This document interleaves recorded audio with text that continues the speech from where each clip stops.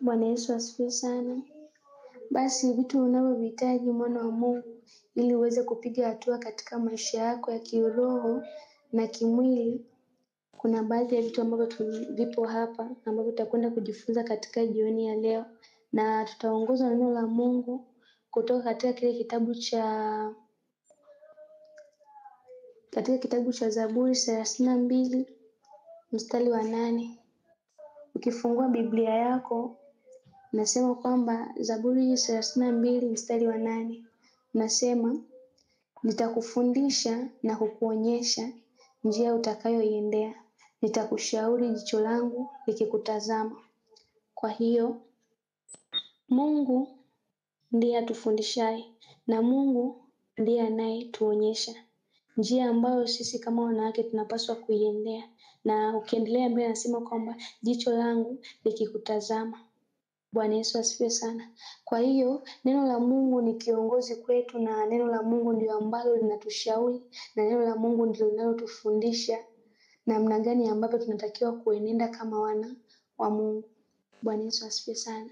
Basi kwa neema ya Mungu tutaanza na jambo la kwanza ambalo unalihitaji wewe kama mwana wa Mungu ili kuweza kupiga hatua katika maisha yako ya kiroho na kimwili.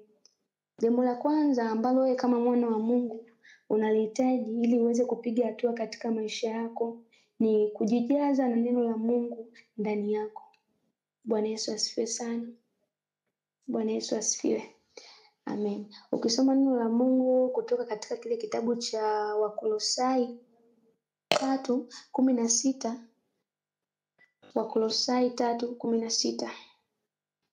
Katika hicho kifungu utakutana sehemu imeandika kwamba neno la Kristo, sema kwamba neno la Kristo nalijae kwa wingi ndani yenu katika hekima yote. Bwana Yesu asifiwe sana. Kwa hiyo ili wewe mwana wa Mungu uweze kupiga hatua katika maisha yako ya kiroho na ya kimwili, unahitajika kujazwa na neno la Mungu ndani yako. Bwana Yesu asifiwe sana. Kwa sababu neno la Mungu ndilo linalokuongoza kwamba kitu gani unatakiwa ufanye na kitu gani ambacho unatakiwa usifanye. Neno la Mungu ndilo linalokuongoza kwamba hapa unatakiwa upite, hapa usipite. Kitu hiki unatakiwa ufanye na kitu hiki unatakiwa usifanye. Hiyo yote ni neno la Mungu ndilo ambalo linakuongoza. Bwana Yesu asifiwe sana. Na ndio maana ukisoma katika kitabu cha Yohana 15 mstari wa 7 anasema kwamba ninyi mkikaa ndani yangu na maneno yangu yakikaa ndani yenu, ombeni lolote mtakalo, hilo nitalifanya. Bwana Yesu asifiwe sana. Kwa hiyo unaweza ukaona ya kwamba neno la Mungu linapokaa ndani yako, ina maana kwamba linampa Mungu access ya kushughulika na mambo yako. Kwa sababu gani? Kitu chochote ambacho Mungu anakijibu kupitia kwenye neno lake. Na Mungu huwa haongei nje ya neno lake, wala Mungu huwa hatendi nje na neno lake. Ukisoma kuna sehemu kwenye Biblia inasema kwamba naliangalia neno langu nipate kulitimiliza. Bwana Yesu asifiwe sana. Kwa hiyo Mungu anachokiangalia ili aweze kufanya katika maisha yako, haangalii tu kwamba labda, kwa sababu haangalii wingi wa maneno unayoomba, wala haangalii wingi wa machozi unayolia, wala haangalii ule uzito na mzigo ambao uko moyoni mwako, lakini anachokiangalia Mungu ni neno lake. Bwana Yesu asifiwe sana. Bwana Yesu asifiwe. Ndio maana anasema kwamba ninyi mkikaa ndani yangu na maneno yangu yakikaa ndani yenu, muombe lolote mtakalo, hilo nitalifanya. Kwa hiyo neno la Mungu linatakiwa lijae kwa wingi ndani yako, ili kwamba pale unapokuwa unaomba kitu mbele za Mungu, Mungu atajibu. Anajibuje? Anajibu kupitia neno lake. Bwana Yesu asifiwe sana. Amen. Kwa hiyo neno la Mungu ndilo linalotuongoza. Kwa hiyo wewe kama mwana wa Mungu unapotaka kufanikiwa katika maombi yako, unapotaka kufanikiwa katika hatua zako zote unazopiga za kimaisha, za kiroho, za kila engo ya maisha yako, unatakiwa kulitumia neno la Mungu. Jaza neno la Mungu ndani yako, ili lile neno la Mungu likusaidie. Ile neno la Mungu likuongoze kwamba natakiwa kufanya hiki. Kwamba nitajifunza, labda tuseme ninapotaka kujifunza unyenyekevu, niseme labda kwa mfano nitajifunza kwa Yesu. Kwa kuwa ukisoma ni kwenye kitabu cha Mathayo sura ya 11 ule mstari wa 28 mpaka 30 nasema kwamba Njooni kwangu ninyi nyote msumbukao na wenye kulemewa na mizigo, nami nitawapumzisha. Ukisoma 29 anasema kwamba jitieni nila yangu mjifunze kwangu, kwa kuwa mimi ni mpole na mnyenyekevu wa roho, nanyi mtapata raha nafsini mwenu. Kwa anasema kwamba jitieni nila yangu mjifunze kwangu. Kwa hiyo sasa tunatakiwa kujitia nila ya Yesu na tujifunze kwake. Sasa unaweza ukajiuliza kwamba tunawezaje kujifunza kwa Yesu? Tunajifunza kwa Yesu kupitia neno lake. Kwa sababu gani? Biblia ndio kitabu ambacho kimeelezea historia ya Yesu kutangia kuzaliwa kwake, kufa kwake mpaka na alivyoondoka. Kwa unapotaka kujifunza neno la Mungu lazima upite. Unapotaka kujifunza habari yoyote kuhusiana na Yesu mwenyewe lazima upitie kwenye nini? Kwenye neno lake. Bwana Yesu asifiwe sana. Siwezi nikasema kwamba nataka nijifunze kuhusu Yesu, kwamba Yesu alitembeaje, aina ya maisha ambayo Yesu alikuwa anaishi. Natamani kujifunza. Alafu nitoke hapo niseme labda kwamba naenda kusoma kitabu cha chemistry. Kwenye kitabu cha chemistry kule siwezi nikaikuta habari ya Yesu. Bwana Yesu asifiwe sana. Lakini habari ya Yesu naikuta kupitia kwenye nini? Kwenye neno lake. Na ukisoma pia katika kitabu cha Mathayo sura ya 4, ukianzia ule mstari wa kwanza, neno la Mungu linasema, kisha Yesu akaongozwa na Roho Mtakatifu kwenda nyikani ili ajaribiwe na Ibilisi, baada ya kufunga siku 40 usiku na mchana. Hatimaye akaona njaa. Mjaribu akamjia kumwambia, ikiwa wewe ndiye mwana wa Mungu, amuru mawe haya yawe mkate. Mstari wa 4, lakini Yesu akajibu, imeandikwa, mtu hataishi kwa mkate tu, ila kwa kila neno litokalo katika kinywa cha Mungu. Ndipo Ibilisi akamchukua Yesu mpaka mji mtakatifu na kumweka juu ya mnara mrefu wa hekalu, akamwambia, kama wewe ndiye mwana wa Mungu, jitupe chini, kwa kuwa imeandikwa, atakuagizia malaika zake, nao watakuchukua mkononi mwao, usije ukajikwaa mguu katika jiwe. Yesu akajibu pia, imeandikwa, usimjaribu Bwana Mungu wako. Kwa mara nyingine Ibilisi akamchukua Yesu mpaka kwenye kilele cha mlima mrefu na kumwonyesha falme zote za dunia na fahari zake, kisha akamwambia, nitakupa hivi vyote kama utanisujudia na kuniabudu. Yesu akamwambia, ondoka mbele yangu Shetani, kwa maana imeandikwa,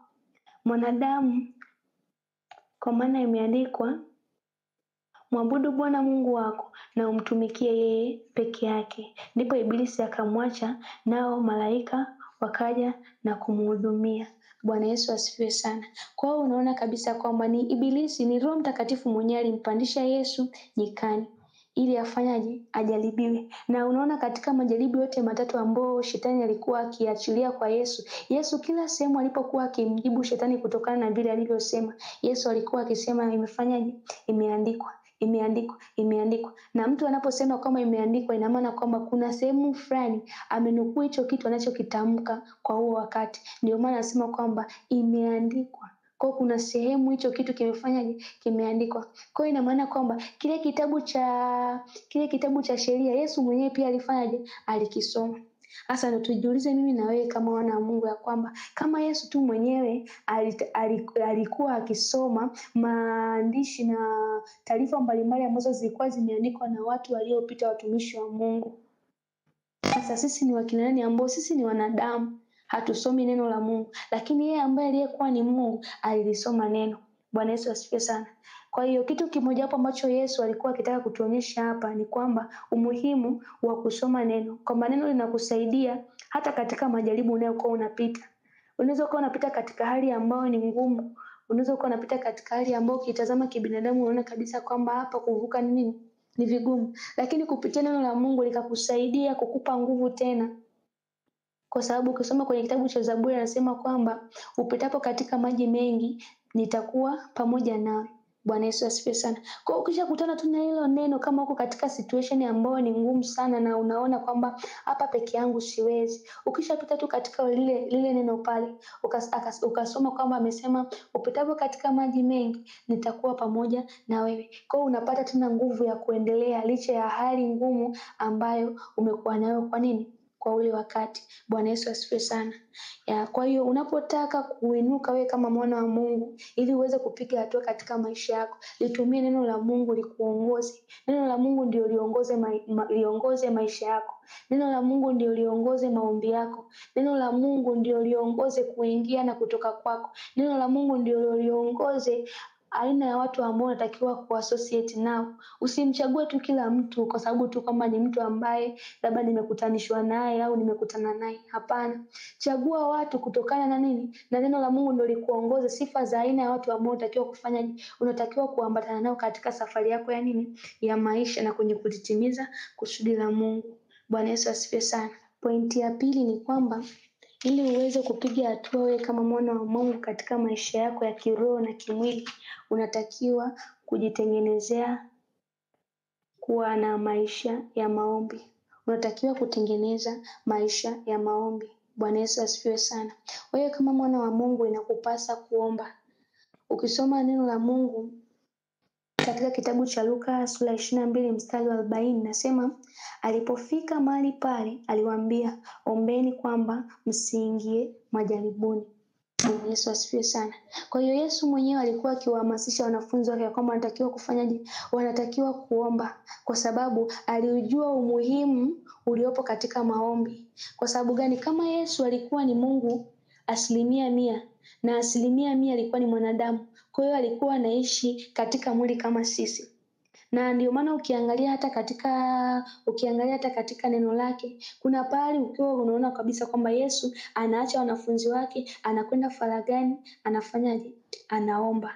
Bwana Yesu asifiwe sana. Alikuwa akituonyesha kwamba maombi kwa Mkristo, maombi kwa mtu ambaye anatamani kutembea na Mungu, maombi kwa mtu ambaye anatamani kupiga hatua kwenye maisha yake ni kitu cha muhimu sana. Na kitu cha kunoti hapa ni kwamba wewe kama mwana Mungu ambacho unapaswa kukitambua ni kwamba Mungu siku zote huwa habariki kitendo cha maombi, lakini Mungu huwa anachobariki ni tabia ya maombi. Bwana Yesu asifiwe sana. Kitendo cha maombi naweza labda nimekaa tu, nimetoka labda tuseme leo nimetembea huko na huko, nikakutana na changamoto, nikasema kweli changamoto hii bila Mungu hapana, ngoja tu niende nikaombe. Nikafika nikaomba, nikasikia ule mzigo umeisha, and then nikaondoka. Kesho ikapita tena, baada ya kesho, kwa sababu kwa ile kesho nikawa sijakutana na shida yoyote, ina maana sitaomba kwa sababu sijakutana na shida yoyote, wala sina changamoto yoyote ambayo inanisogeza kwa nani? Kwa Mungu, ili niende kuomba. Lakini Mungu anachobariki, anabariki ile tabia, na maana unakuwa na continuously maisha ya nini? Ya maombi, kwamba nina ratiba yangu tayari ya maombi, kwamba ikifika tuseme katika siku nitakuwa ninaomba mara 3. Labda nitaomba asubuhi kipindi nimeamka, nitamshukuru Mungu na nitamkabidhi Mungu siku yangu, na ikifika mchana pia nitamshukuru Mungu kwa kuwa nimeimaliza asubuhi, na nitamwomba Mungu atembee na mimi katika mchana, aniongoze. Lakini pia ikifika jioni nitamshukuru Mungu kwa kunipa neema ya kuimaliza siku yangu hapo. Kwa hiyo utajikuta kwamba kila siku unaomba nini? Mara 3.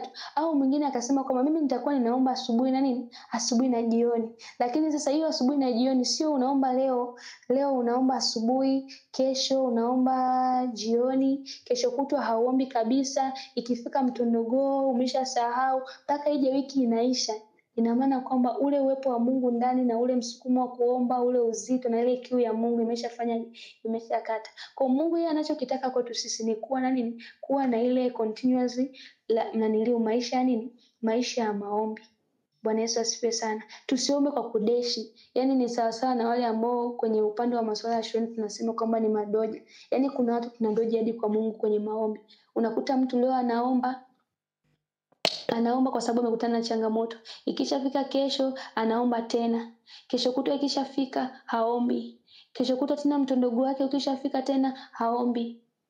Ukija tena kuangalia siku nyingine inayofuata na anakuja tena anafanyaje? Anaomba. Mungu huwa habariki hicho kitu. Bali Mungu anachokibariki ni ile tabia ya kila siku, yani ya maombi. Kwanza unamuonyesha Mungu ni kwa namna gani ambavyo unajali uwepo wake juu ya nini? Juu ya maisha yako. Bwana Yesu asifiwe sana. Bwana Yesu asifiwe. Kwa hiyo tunatakiwa turekebishe hapo katika maisha yetu. Kama tunatamani kwenda umbali ambao akili na fahamu zetu hazifiki, ni lazima tujitengenezee maisha ya maombi sisi kama wana wa Mungu. Bwana Yesu asifiwe sana. Ukisoma kwenye kitabu cha Yakobo 5:16, neno la Mungu linasema kwamba kuomba kwake mwenye haki kwafaa sana akiomba kwa bidii.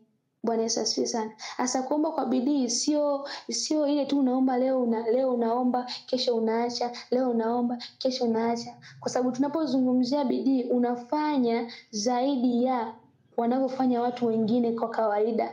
Kwa wewe unaenda umbali zaidi, kwamba kama huyu anaomba leo kesho anaacha, anaomba kesho anaacha.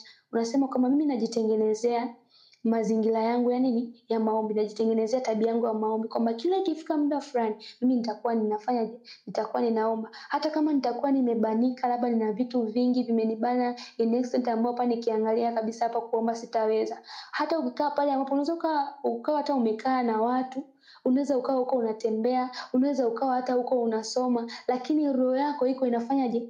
Iko inaomba. Bwana Yesu asifiwe sana. Kuomba sio mpaka tu uingie katika jengo la kanisa ndio uanze kuomba. Hapana, lakini unaweza ukawa mwenyewe huko peke yako, lakini unafanyaje? Unaomba. Bwana Yesu asifiwe sana. Naweza nikaa nimekaa hapa, tuseme tuko na marafiki zangu, tuko watu wangapi? Tuseme hapa tuko watu 4. Naongea, wako wanaongea, lakini mimi nikishajua kabisa kwamba hii time yangu ya kuomba imefika, naweza nikanyamaza. Kwa naongea na tukao wanapiga kabisa story, naona kwamba tuko pamoja, lakini ndani ya moyo wangu mimi niko naomba. Bwana Yesu asifiwe sana. Kwa hiyo wewe kama mwana wa Mungu ukitaka kufika viwango ambavyo hujawahi kufika, lazima uongeze kiwango chako cha kufanya cha kuomba. Jitengenezee tabia ya kuwa unaomba nini? Unaomba kila siku. Jitengenezee tabia ya kuwa unaomba kila wakati. Ndio maana Biblia inasema kwamba kuomba kwake mwenye haki kwafaa sana akiomba kwa bidii. Bwana Yesu asifiwe sana. Na unapoona kwamba mtu mwingine anaweza akasema kwamba mimi mbona naombaga kwa bidii lakini Mungu anijibu, hiyo ni kesi nyingine. Bwana Yesu asifiwe sana. Kwa kuwa pia uwezekano upo wa kuomba na usijibiwe. Bwana Yesu asifiwe. Ndio maana nasema kwamba hamjapewa kwa kuwa mfanyaje? Hamuombi. Na mkiomba, muomba vibaya ili mvitumie kwa nini? Mvitumie kwa tamaa zenu. Bwana Yesu asifiwe sana. Kwa hiyo unatakiwa pia ujue wakati unapokwenda kuomba, uwe makini sana na kusudi au kitu ambacho kinachokusukuma kuingia katika nini? Kuingia katika maombi. Kwa sababu gani? Mungu hajibu tu pia kwa sababu umeomba, lakini pia Mungu anajibu kwa kuangalia kusudi lililopo nyuma ya nini? Yale maombi ambayo unaomba. Bwana Yesu asifiwe sana. Kwa mfano, mimi labda tuseme niyo ninafanya labda biashara. Nasema kwamba Mungu, mimi nakuomba hapa pembeni ya biashara yangu kuna jirani yangu. Yaani yeye anauza peke yake lakini mimi huwa sifanyaje? Huwa siuzi. Kwa hiyo nakuomba Mungu, kama ikiwezekana huyo mtu afanyaje? Afe. Bwana Yesu asifiwe sana. Kwa maana naomba Mungu huyo mtu afanyaje? Afe. Ukiangalia kusudi la kwa nini afe, ni kwa sababu kwenye biashara zangu ananishinda. Mimi nikiuza sipati faida, lakini yeye naona kwamba anauza anapata faida na ana progress nzuri kwenye maisha yake. Bwana Yesu asifiwe sana. Kwa hiyo unaona kabisa kwamba nia huyo mtu ni yule mtu wake kwa sababu anafanyaje? Anamshinda. Kwa hiyo Mungu hawezi akajibu tu kwa sababu umeomba, hapana. Lakini anachokifanya anachunguza na nia ulionayo nyuma ya nini? Yale maombi ambayo unafanyaje? Unaomba. Ndio maana nasema kwamba mkiomba, mnaomba nini? Mnaomba vibaya. Bwana Yesu asifiwe sana. Kwa hiyo lazima uchunguze na the way ambao unafanyaje? Unaomba, ili iweze kuletea nini? Majibu katika maisha yako. Kwa hiyo jitengenezee tabia ya kuwa unaomba kila siku na utaona mabadiliko katika maisha yako. Kwa sababu hata kuna neno fulani la Kiswahili nasema kwamba mwenda bure sio nini? Sio mkaa bure.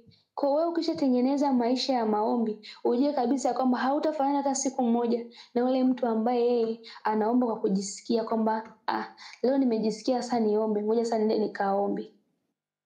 Anasema kwamba leo sijisikii kuomba, mimi nalala hivyo hivyo bila kuomba. Hapana.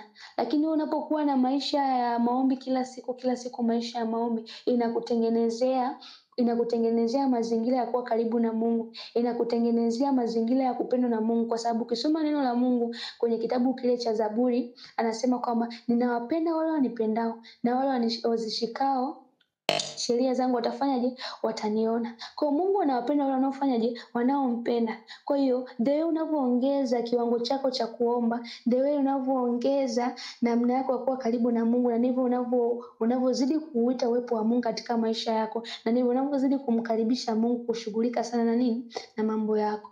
Bwana Yesu asifiwe sana. Kwa hiyo ni kiu yako na shauku yako katika siku ya leo kuongeza kiwango chako cha maombi, kuongeza kiwango chako cha kumtaka Mungu, kumuita Mungu ili ashughulike na maisha yako, kumtaka Mungu ili uwepo wake siku zote uwe karibu na nini? Uwe karibu na wewe. Lakini jambo la tatu ni kujitambua. Bwana Yesu asifiwe sana. Unaposema kujitambua ni pamoja na kuligundua kusudi la Mungu katika maisha yako. Bwana Yesu asifiwe sana. Ndio, ni pamoja na kuligundua kusudi la Mungu katika maisha yako. Kwa sababu gani? Biblia inasema kwamba pasipo maono watu hushindwa kufanyaje? Hushindwa kujizuia. Kwa hiyo unapokuwa umelitambua kusudi la Mungu katika maisha yako, litakusaidia kujua namna ya kuenenda. Itakusaidia kujizuia hata pia vitu ambavyo hautaki kuvifanya. Kwa sababu gani? Kusudi la Mungu ndio litakalokuwa linafanyaje? Litakalokuwa linakuongoza. Bwana Yesu asifiwe sana. Kwa sababu unapoligundua kusudi la Bwana, litakupa namna ya kuenenda katika maisha yako yote. Bwana Yesu asifiwe sana. Kwa kusudi la Mungu litakusaidia kwamba kujua ni aina gani ya watu ambao natakiwa kutembea nao. Kujua kwamba ni aina gani ya maisha ambayo natakiwa kuyaishi. Kujua kwamba ni aina gani ya maongezi ambayo natakiwa kuongea. Kwa sababu gani? Unapolijua kusudi la Mungu katika maisha yako, haitakupa nafasi ya kuishi kama mtu yoyote, bali utaishi kutokana na maelekezo ambayo Mungu atakuwa anayaachilia juu yako kulingana na kusudi ambalo ameliweka juu yako. Ukisoma neno la Mungu kutoka katika kitabu cha Yeremia sura ya 1 na ukianzia ule mstari wa 1, nasema neno la Bwana lilimjia kusema, kabla sijakuumba ndani ya tumbo la mama yako nalikujua, na kabla haujazaliwa nalikutenga kwa kazi maalum, nilikuweka uwe nabii wa mataifa. Bwana Yesu asifiwe sana. Kwa hiyo unaona kabisa kwamba Yeremia tangu akiwa tumboni kwa mama yake tayari Mungu alikuwa amekwisha kufanyaje? Alikuwa amekwisha kumjua. Na kabla hata hajazaliwa tayari Mungu alikuwa ameshakwisha kumtenga kwa kazi maalum. Bwana Yesu asifiwe sana. Ambapo hiyo kazi ilikuwa ni awe nabii kwa nini? Wa mataifa. Kwa hiyo uwe na hakika kwamba Yeremia anapokuja katika maisha yake hatapaswa kuishi maisha kama anayoishi mwanajeshi. Bwana Yesu asifiwe sana. Hataishi maisha kama anayoishi mwanajeshi ambaye atakiwa kulinda taifa. Wala hataishi maisha kama ambayo anayoishi mwalimu, na wala hataishi maisha ambayo anaishi daktari. Bwana Yesu asifiwe sana. Lakini Yeremia anapozaliwa ina maana kwamba atakuja kuishi maisha ambayo atakiwa kuishi kama nani? Kama nabii wa Mungu. Kwa sababu gani? Ameumbwa ili kuwa nani? Ili kuwa nabii. Kwa hiyo hata njia zake zote atakazotembea, atakazopita, atapita njia za watu ambao wanastahili kuwa nani? Kuwa manabii, na sio mtu anayestahili kuwa mwalimu. Bwana Yesu asifiwe sana. Na ndio maana hata ukiangalia watumishi wa Mungu wengi huwa wanasema kwamba katika eneo la kuwa makini sana, especially kwa upande wa wazazi, ni kwenye swala zima la watoto. Kwa sababu Mungu anapoachilia neema ya wewe kupata huyo mtoto, ina maana kwamba amekupa dhamana ya wewe kulea mtu ambaye amelibeba kusudi lake. Si umwangalie tu kama mtoto, lakini umwangalie kama mtu ambaye amebebeshwa kitu maalum, amebebeshwa kazi maalum ya Mungu, amebebeshwa kusudi la Mungu, ambaye hiyo kusudi kwa baadaye linakuja kuwa na impact katika nini? Katika maisha ya watu. Kwa hiyo malezi yake huyo mtoto atategemeana na kusudi ambalo Mungu amefanyaje? Ameliimpact ndani ya nani? Ndani ya ule mtoto. Bwana Yesu asifiwe sana. Ni kwa mfano tuseme Mungu ameachilia kwako kuzaa mtoto ambaye ni daktari. Ina maana kwamba huyo mtoto hatalelewa kama nani? Hatalelewa mwalimu, lakini malezi yake yote yatalelewa kwa kuangalia kwamba daktari analelewaje, daktari anapaswa kuwaje, na ndivyo hayo malezi ya huyo mtoto atakavyofanyaje? Yatakavyokuwa. Bwana Yesu asifiwe sana. Bwana Yesu asifiwe. Kwa hiyo unaona kwamba kusudi la Mungu ndio litakalo kuchagulia aina ya maisha ya kufanyaje? Ya kuishi. Na kusudi la Mungu huwa ni pana sana. Tunaweza likagusa hata pia kwenye upande wa mavazi. Inaweza pia likagusa hata kwenye upande wa chakula. Unatakiwa kula chakula gani? Bwana Yesu asifiwe sana. Unatakiwa kuvaa mavazi ya namna gani? Kwa sababu leo tuseme Mungu amekufanya wewe kuwa mchungaji. Ina maana kwamba tunakuja kuangalia hadi kwenye mavazi yako kwamba unavaaje. Haiwezekani mtu ambaye unapaswa kuwa mchungaji, Mungu anakuandaa kuwa mchungaji, unavaa mavazi sawa na mtu ambaye yuko baa. Bwana Yesu asifiwe sana. Ina maana kwamba hata kwenye uvaaji wako itakuwa ni nini? Itakuwa ni tofauti. Aina ya watu ambao utakaojizungushia watakuwa ni tofauti. Na siku zote mtu unawavutia watu wa aina yako. Bwana Yesu asifiwe sana. Na ndio maana ukiona kwamba ukisoma neno la Mungu kwenye hiki kitabu cha Yeremia, anasema kwamba maana anasema kabla sijakuumba ndani ya tumbo la mama yako nalikujua, na kabla hujazaliwa nalikutenga kwa kazi maalum. Kwa hiyo Mungu anapokuwa ameachilia kusudi lake ndani yako, anakutenga. Kwa hiyo anakutenga pia hata na aina watu wa kuongea nao. Hautakuwa tu rafiki wa kila mtu. Ndio maana ukiangalia kwa Yesu, hawakuwa wanafunzi wake. Wanafunzi walikuwa ni wengi, lakini mitume walikuwa ni 12. Bwana Yesu asifiwe sana. Sasa unaweza ukaona kwamba kwa nini wale watu wote waliokuwa katika makutano, kwa nini hawakuwa mitume, bali walikuwa tu ni wanafunzi. Bwana Yesu asifiwe sana. Amina. Kwa hiyo tunatakiwa tujue kwamba miongoni mwa vitu ambavyo vitakavyokusaidia wewe kama mwana wa Mungu ili kuweza kupiga hatua katika maisha yako ya kiroho na kimwili ni pamoja pia na kujitambua, ambapo tumesema kujitambua huku ni pamoja pia na kufanyaje na kulijua kusudi la Mungu katika maisha yako. Bwana Yesu asifiwe sana. Lakini pia kitu kingine ambacho unakihitaji wewe kama mwana wa Mungu ili uweze kupiga hatua katika maisha yako ya kiroho na kimwili ni kuwa na mshauri, au kwa lugha nyingine tunaweza tukasema kwamba mentor. Bwana Yesu asifiwe sana.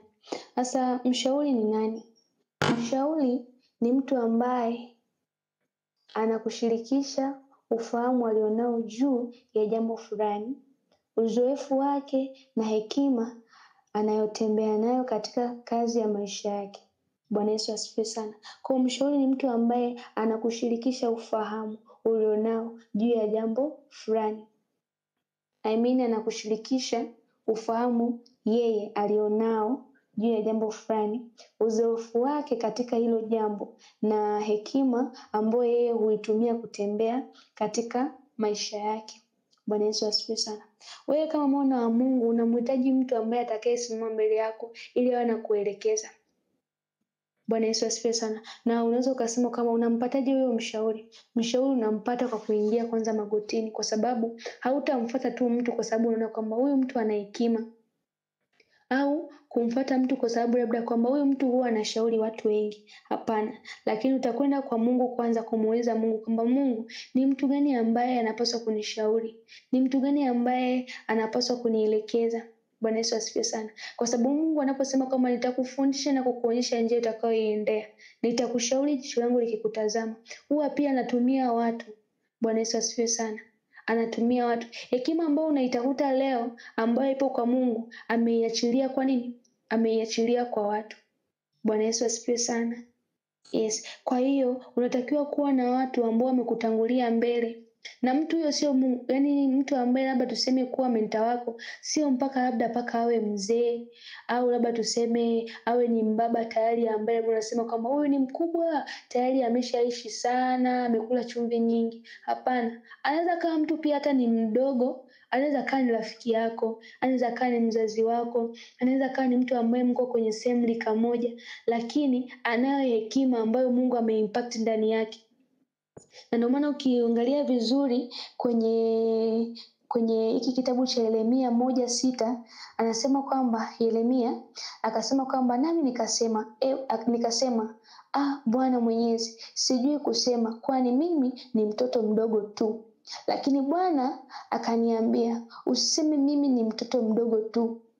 Utaenda popote nitakapo kutuma na kunena lolote nitakalo kuagiza. Kwa Yeremia kipindi Mungu anampa maelekezo na kumwambia kwamba nimekutenga wewe kuwa nabii wa mataifa, Yeremia anamwambia Mungu kwamba mimi ni mdogo tu, mimi bado ni mtoto mdogo. Bwana Yesu asifiwe sana. Kwa sababu Yeremia alijitazama lika lake, akajitazama kwamba miaka yake, kwamba mimi mbona bado nina miaka 15, mimi mbona bado nina miaka 20, mbona mimi nina miaka 30, mimi bado ni mdogo.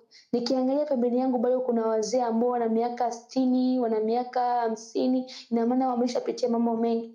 Lakini Mungu anamwambia Yeremia kwamba usiseme mimi ni mtoto mdogo tu, utaenda popote nitakapokutuma, kwa maana mimi nipo nini? Pamoja nawe, nikuokoe. Bwana Yesu asifiwe sana.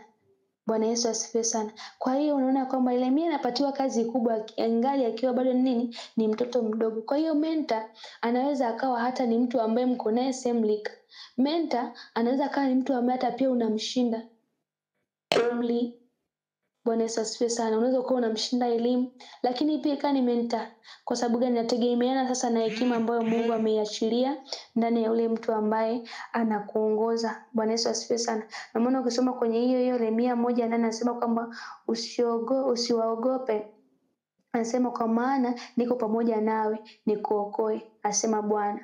Bwana Yesu asifiwe sana. Ukisogea tena anasema kwamba kisha Bwana akaonyesha mkono wake na kugusha kinywa changu, akaniambia sasa nitayaweka maneno yangu kinywani mwako. Bwana Yesu asifiwe sana. Kwa hiyo usimdharau tu mtu labda kutokana na the way unavyomuona, usimdharau mtu kutokana na age yake, usimdharau mtu kutokana na aina ya maisha anayoishi. Na ndio maana neno la Mungu linasema kwamba jitieni nila yangu mjifunze kwangu, kwa kuwa mimi ni mpole na mnyenyekevu. Katika maisha ili uweze kupiga hatua unatakiwa kuwa mnyenyekevu. Kwa sababu gani? Unaweza ukamdharau mtu kwa kumwangalia, lakini kumbe kuna impactation kubwa ambayo Mungu ameiweka ndani ya yule mtu, ambayo unaweza ukawa na shida, lakini ile shida kumbe unatakiwa kutatuliwa, na inaweza ikatatuliwa na yule mtu ambaye wewe umemuonyeshia dharau. Bwana Yesu asifiwe sana. Mungu anasema kwamba mjitie nila yangu mjifunze kwangu, kwa kuwa mimi ni mpole na mnyenyekevu. Ukiwa mnyenyekevu unaweza ukajifunza hata kwa mtu ambaye kwa akili za kibinadamu za kawaida unaweza ulikuwa unasema kwamba huyu mtu mbona kama vile yani haeleweki, yani hata kama sidhani kama kuna kitu anakifahamu, lakini kumbe ndani yake kuna kitu kikubwa ambacho Mungu amekiimpact kwa ajili yako. Lakini kwa kumdharau kwako wewe na kushindwa kuwa mnyenyekevu, ukajikuta ya kwamba unashindwa kupata kile kitu ambacho Mungu alikuwa amekukusudia uweze ukipata kutoka kwa nani? Kwa yule mtu. Bwana Yesu asifiwe sana. Kwa hiyo katika maisha wewe kama mwana wa Mungu unamhitaji mtu atakayekuwa mentor, atakayekuwa anakushauri, kwa sababu kusudi ambalo Mungu huwa analiachilia katika maisha ya mtu huwa inakuwa sio ni yani, woga kinakuwa ni kitu kikubwa, woga sio kitu kidogo. Na hata ukifuatilia kwenye neno la Mungu, kila mtumishi wa Mungu ambaye alikuwa wakati alikuwa akikabidhiwa kazi alikuwa anaogopa. Bwana Yesu asifiwe sana. Ukianza na Yeremia, kwenye hiyo Yeremia hiyo 1:8 anasema kwamba anasema kwamba usiogope, kwa maana niko pamoja nawe, nikuokoe. Bwana Yesu asifiwe sana. Kwa hiyo Mungu anamwambia Yeremia kwamba usiogope. Ina maana kwamba Yeremia alipopewa ile kazi aliogopa, ndio maana akaanza kujitetea kwamba Mungu, mimi ni mdogo, mimi bado ni mtoto, sasa nitaendaje mbele za watu wakubwa? Watanielewa kweli? Bwana Yesu asifiwe sana. Kwa sababu hata pia watu wakubwa kumwelekeza mtu mkubwa pia inahitaji neema ya Mungu, kwa sababu kumwelekeza mtu mkubwa kwanza anaona kwamba anaweza kusema kwamba asa mtoto ananielekeza nini, kwa sababu ukiangalia mtoto ana miaka 15 afu anaelekeza nini ambaye na miaka 50. Hasa kama ule mtu usio mnyenyekevu na hana hiyo neema ya Mungu, ina maana kukuelewa itakuwa nini? Itakuwa ni vigumu. Bwana Yesu asifiwe sana. Kwa hiyo Yeremia alipopewa kazi aliogopa. Ukija pia kwa Yoshua, Mungu anamwambia kwamba je, si mimi niliyekuamuru wewe udai na moyo wa ushujaa? Ile amini ni Yoshua 1:9. Anasema kwamba je, si mimi niliyekuamuru wewe udai na moyo wa ushujaa? Usiogope, kwa kuwa mimi Bwana Mungu wako ni pamoja na wewe. Bwana Yesu asifiwe sana. Kwa hiyo unaona pia na Yeremia kazi leo na amini Yoshua kazi aliyopatiwa haikuwa ni ndogo. Ndio maana hapo kabla alifanyaje? Aliogopa. Bwana Yesu asifiwe sana. Aliogopa. Lakini pia hata ukisogea kwa Musa yeye ndo kabisa alikuwa anataka kabisa hadi kukataa. Anamwambia Mungu, asema kabisa, anamwambia Mungu kwamba yani mimi kuongea siwezi, nina kigugumizi hivi na hivi, siwezi nikaenda mbele za Farao, nitaongea nini? Bwana Yesu asifiwe sana. Kwa hiyo unaona kabisa kwamba Mungu anapoiachilia kazi yake ndani yako, huwa kinakuwa ni kitu kikubwa, sio kitu kidogo. Na ndio maana kila mtu anayepewa huwa anaogopa. Kila mtu anayepewa anaogopa. Ndio maana hata katika siku ya jana nikasema kwamba leo Mungu aje kwambie kwamba wewe ndiye nimekuandaa kuandaa kuwa rais wa nchi kwa miaka 20 ijayo. Kuamini kwanza itakuwa ni kazi. Lakini pia ile hofu ya kusema kwamba Tanzania ina mikoa mingapi? Tanzania ina watu wangapi? Yaani mimi ndo nisimame juu ya watu wote ni waongozi. Bwana Yesu asifiwe sana. Kwa hiyo huwa inakuwa sio kitu rahisi. Na sasa kama sio kitu rahisi, unatakiwa upate watu ambao au unatakiwa upate mtu ambaye atakaye kuencourage, mtu ambaye atakaye kutia moyo kukwambia kwamba hapo unapoenda endelea, usikate tamaa, kwa sababu kwa ubinadamu huwa kuna kukata tamaa. Bwana Yesu asifiwe sana. Huwa kuna kukata tamaa, huwa kuna kuchoka. Na ndio maana Biblia inasema kwamba roho hii radhi lakini mwili ni dhaifu. Kwa kama mwili kuna wakati unafika tu unafanyaje? Unachoka. Kuna wakati kama mwanadamu unafika wakati unafanyaje? Unakata tamaa kutokana na hali unayokutana nayo, kutokana na aina ya mazingira uliozungukwa nayo, kwa sababu unaweza kama unazungukwa na mazingira ambayo ukiamka asubuhi anakuambia hauwezi. Ukienda mchana anakuambia hauwezi. Ukifika jioni anakuambia ni wewe huwezi, yani wewe hauna chochote, wewe huwezi lolote, yani wewe sio chochote. Bwana Yesu asifiwe sana. Sasa utayashindaje hayo mazingira ya hivyo ambayo kila mtu unayekutana naye ukimwambia, ukimshirikisha jambo lako anakuambia yani wewe kabisa ndo uwe mtu fulani? Hapana, haiwezekani. Yaani wewe kabisa ndio ufanye hichi kitu fulani? Hapana, haiwezekani. Naambia kama mtu, mimi Mungu amenipa maono kwamba nitakuwa na kampuni yangu kubwa, kwamba nitakuwa na kampuni ya magari, kampuni ya nini. Sasa akikuangalia maisha unayoishi, kwanza unaishi kwenye kijumba cha udongo.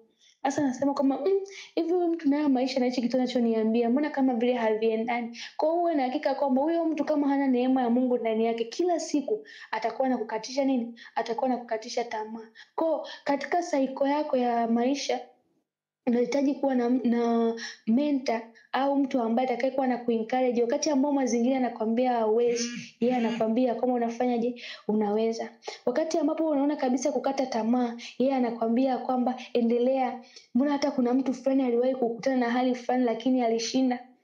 Labda unaofika labda kuna wakati ambapo unahisi kabisa ukame, anakwambia kwamba hapana, mimi mwenyewe kuna kipindi kipindi ninaanza nilikuwa katika hali ambayo sielewi kama natakiwa kupita wapi, sielewi natakiwa kufanya jambo gani, lakini nilifanya hivi na hivi, mwisho wa siku nikajikuta nimefanyaje, nimepita. Bwana Yesu asifiwe sana. Kwa hiyo unawahitaji watu kama hao. Lakini pia cha kukazia kwenye hichi kitu ni kwamba Mungu anapokupa neema wewe, kwa sababu wewe sawa unaweza ukawa na mentor wako, lakini pia wewe Mungu anakuandaa kuwa mentor wa mtu mwingine.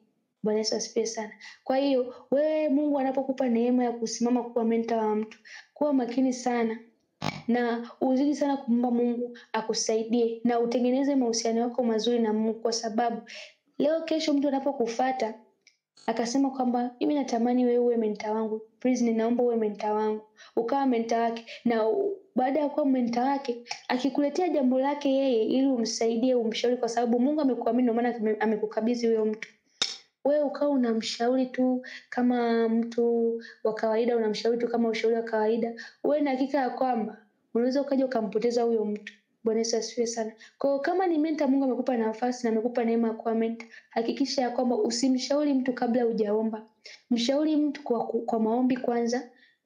Ingia mbele za Mungu na muombe mtu, mwambie Mungu kama huyu mtu amekuja ili niweze kumwambia, lakini mimi sina neno la kumwambia huyu mtu, lakini ninajua wewe Mungu unafanyaje, unalo. Mwambie Mungu, nifunulie maneno ambayo naweza nikamshauri huyu mtu ikamsaidia bila kuaffect hali yake ya nini, ya kiroho. Lakini pia mshauri mtu, au ushauri unaotoa kwa ule mtu, tumia neno la Mungu kumshauri ule mtu. Bwana Yesu asifiwe sana. Kwa kuwa akili na uwezo wako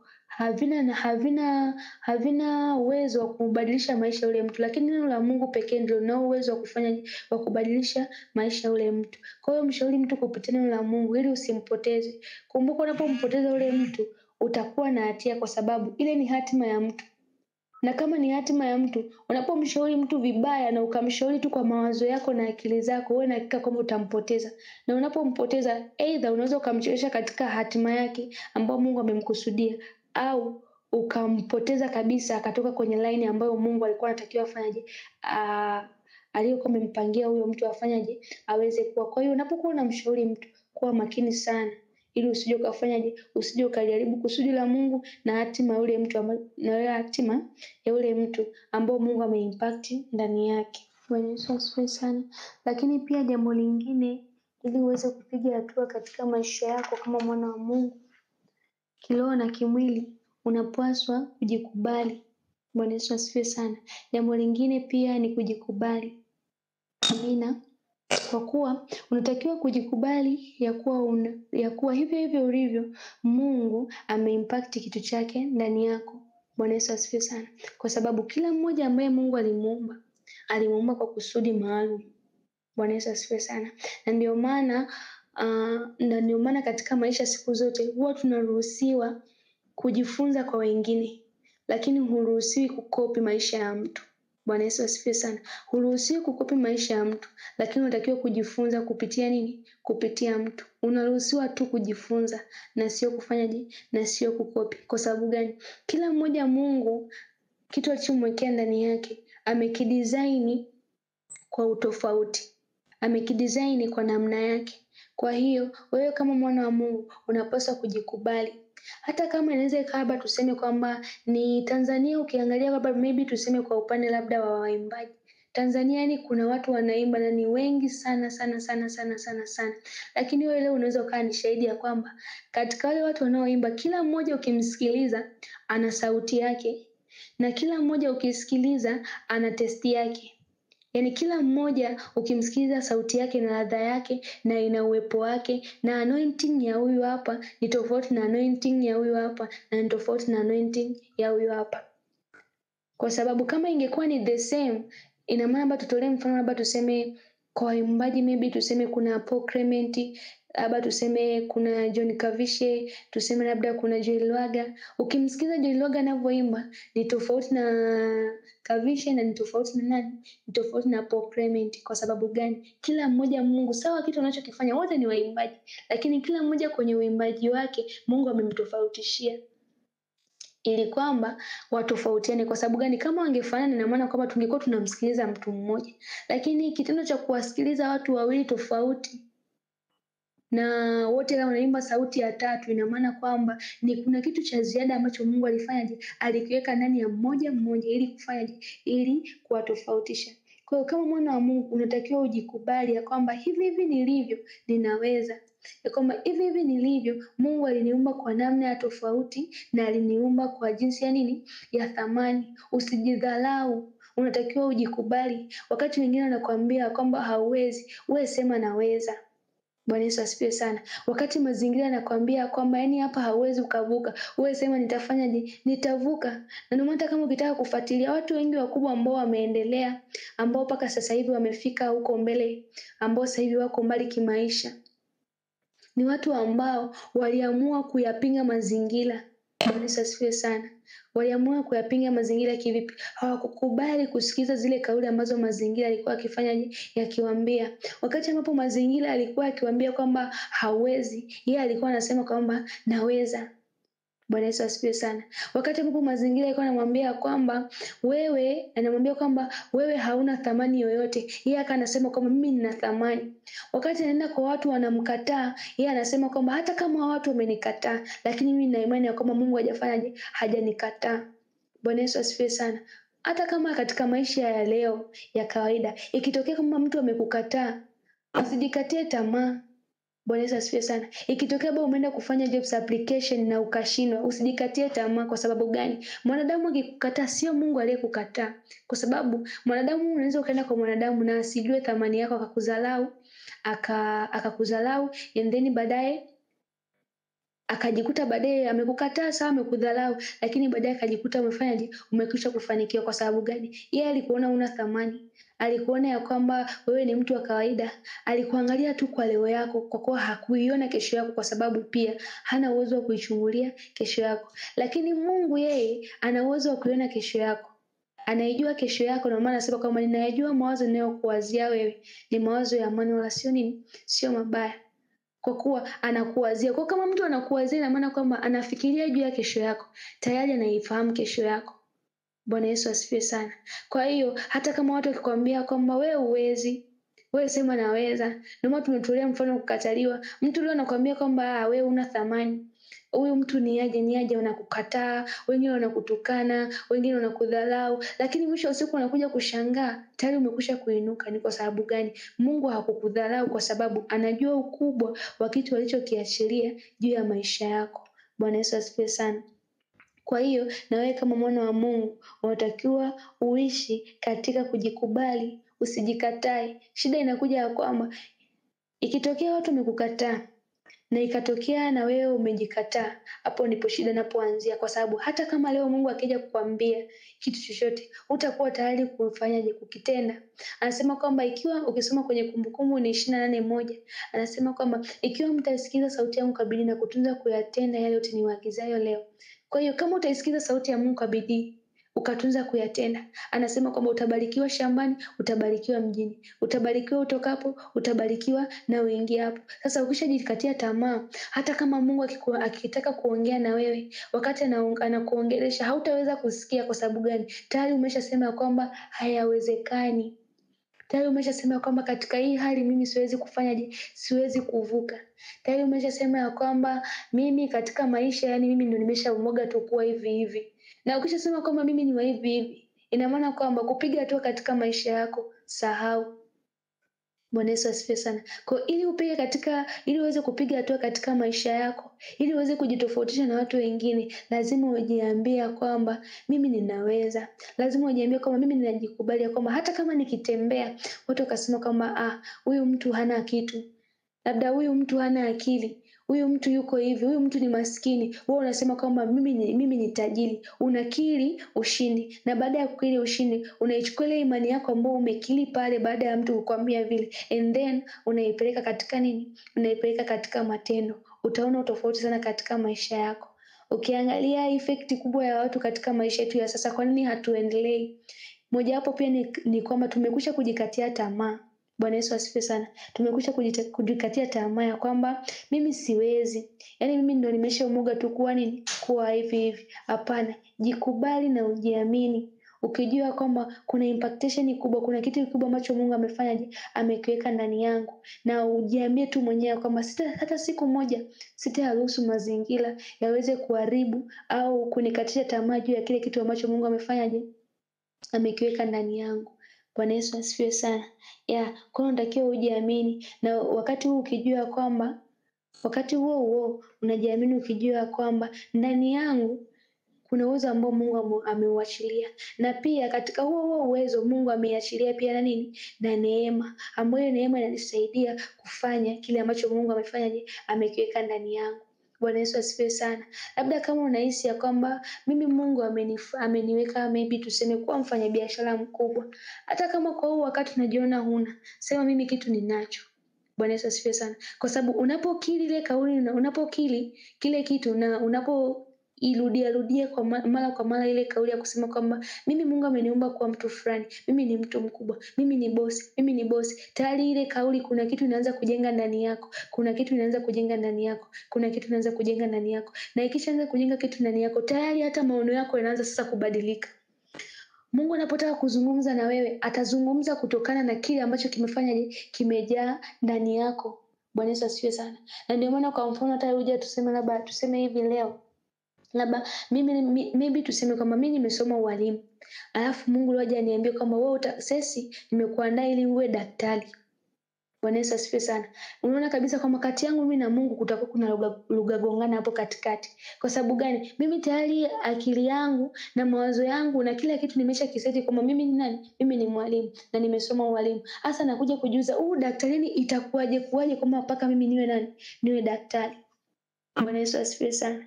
Bwana Yesu asifiwe. Kwa hiyo ukili wako wewe utasababisha kugrow kile kitu ambacho Mungu amekiimpact ndani yako. Usijikatie tamaa, jikubali. No matter unapitia situation gani, no matter ni hali gani ambayo unapitia, lakini jikubali na uamini ya kwamba Mungu ni mwaminifu. Neno lake ni amina na kweli, hadanganyi. Kwa kile alichoniambia atafanyaje? Atakifanya.